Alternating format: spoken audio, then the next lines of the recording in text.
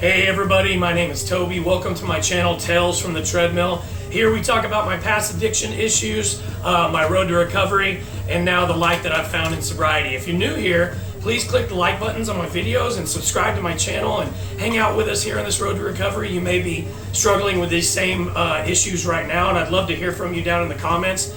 Contact me. That's what I feel like my mission to do is here with this channel, is to try and help as many people by sharing myself, sharing my story, sharing my vulnerability, being vulnerable, and letting everyone know that, opening myself up and letting people know, that there is life after addiction, okay?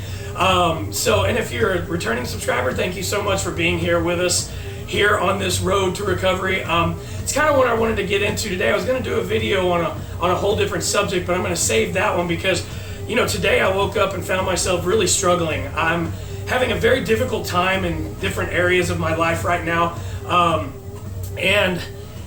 just realized this morning that I need to talk about it. So my whole purpose here is, again, like I said, to be vulnerable and to talk about these issues, because I think the problem is we all bottle these things up and we don't talk about them, and then they build and build and build, and that's what creates all of the problems in our life, right? So I wanted to talk a little bit about my buddy Pete Thomas, who was a singer for Slow Roosevelt. He also is a clinical psychologist, and he started a page on Facebook called Louder Than Stigma, and I believe it was back in 2016, 2017. But when I saw that he was doing that, I contacted him because I'm in the middle back then of trying to get sober. I was trying to find my way.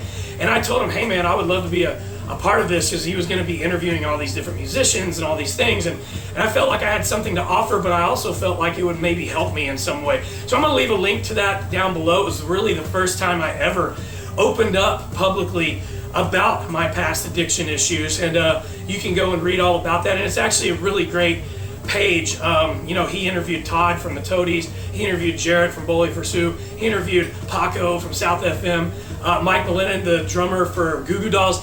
It's a really great piece. Everyone opens up about their issues and everybody's struggling, and it's meant to help musicians who have committed suicide in the past. Like it's dedicated to musicians who have committed suicide in the past. It's supposed to help musicians and people in general who are dealing with these mental health issues, and I think it's a really great thing. So that's kind of what I want to start with today. But I woke up this morning and I was just struggling. A lot of things are just not lining up at this point right now. That's how life is. It's a roller coaster. It's up and down, and it's really how we deal with those things that determines our happiness and pretty much everything.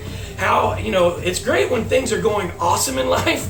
You know what I mean? But when you're at your low points, what are you doing to try and get remain sane? You know what I mean? So what I wanted to talk about today was coping mechanisms, right? Because I do believe that the reason we all have these issues with alcohol and drugs is because we try to escape our problems by going and drinking a bunch and doing whatever. So I wanted to talk about some of the coping mechanisms that I've found in my own life, which kind of goes with my video yesterday about how negative self-talk. First of all, be kind to yourself. Treat yourself like you're your best friend, because you're what you've got, and so all of the years of abuse that I did to my body, it really made me think, especially with the health issues I was having at the end there with the alcohol. As soon as I got sober, I knew that working out needed to become consistent. I've worked out my whole life here and there. I've always been active. I'm a sport, play tennis, swimming, baseball, football, basketball. I do golf, I do everybody. I've always been active, but never maintained really consistent working out routine throughout my life, like going to the gym consistently. I would do it for months and I'd get in good shape, and then I'd backslide and I'd fall off. So what I decided when I got sober, and one thing I will say is that I became more consistent with my working out. There's been moments of time where a few weeks might have gone by that I missed, but in the last almost 3 years, I've maintained a working out schedule. I've maintained playing golf, staying super active, and that has been such a huge thing for me whenever I do have these times, which I'm going through right now. This morning, like I said, I got a late start because I just wasn't feeling it. And I was like, okay, what do I need to do? How do I need to get myself out of this 4 years ago, I might have gone to the bottle and immediately just taken a shot or something, try to get my mind out of what is happening. But that is not healthy. That's not the way to do it. So what I did was I just got, I went and took a shower, got dressed, shaved, did all my thing, which I normally save that for later, but I decided to do that first. I think it's about self-care. We've got to be kind to ourselves. We've got to take care of ourselves physically and mentally. So I did that, and then I thought, you know what? I'm going to go down to the lake with Kingsley, because that has been my routine. I think a routine is a big thing that will help you stay focused and stay away from alcohol if that's what you're trying to do.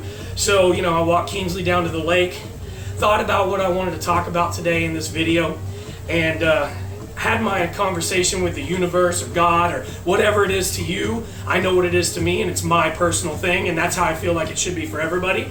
But I had my conversation. I thanked the world, the universe, for everything. Even though I'm having a moment in time right now that's kind of, I'm down a little bit. I'm building myself up. I'm being thankful and I'm being grateful for where I am right now. And I think that's a huge thing. I think being grateful for where you are, even in your lowest points right now, is a massive way to bring more blessings into your life, right? So that's what I did, and then I came home and, and I got ready to do this video, and here I am now. So I guess what I want to say is, if you're having these issues and you're feeling down, we all do. We all struggle at some certain point, right? I feel like the best thing you can do is find what it is that's healthy to run to rather than the drugs and the alcohol. If you love swimming, go swim. If you love playing tennis, go play tennis. I love playing tennis.